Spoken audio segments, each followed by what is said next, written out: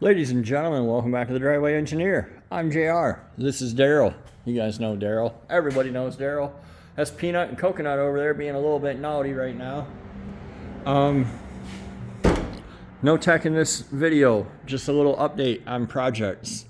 So, one of the things I'm trying to do is reconfigure my shop so that I can have Daryl in that space over there.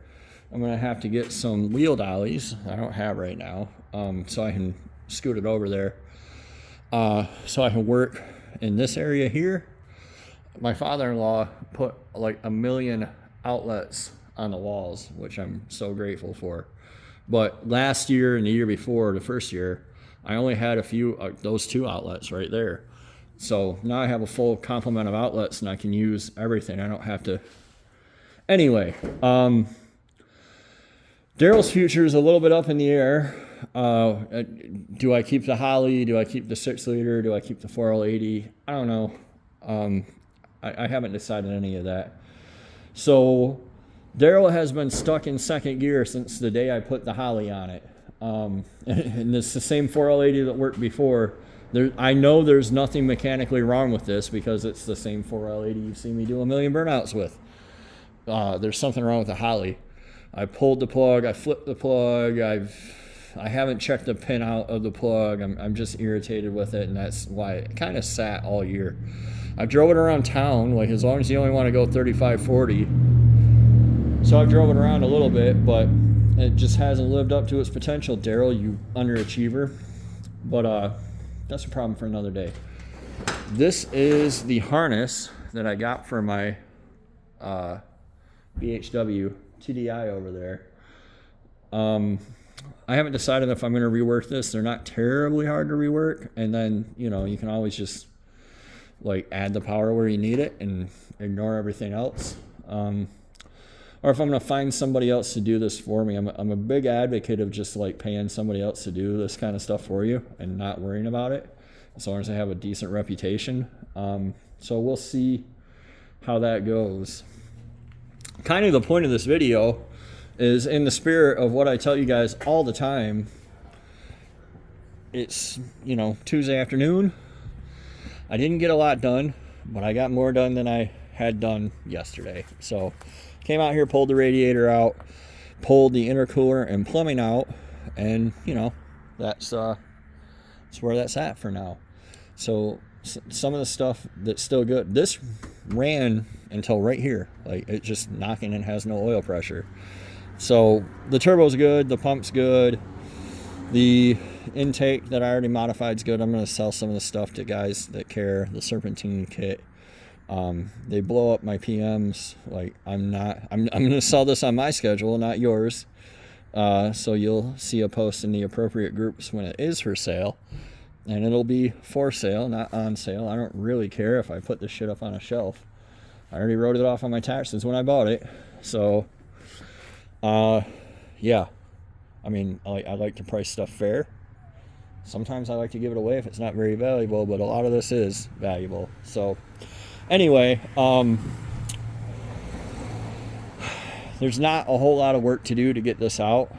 I can probably do it over the course of the week, although I don't know that I will necessarily, but the turbo and exhaust manifold are ready to come off.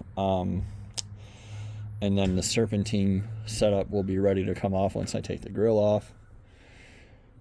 And then the engine is just the bell housing bolts, and she's ready to go.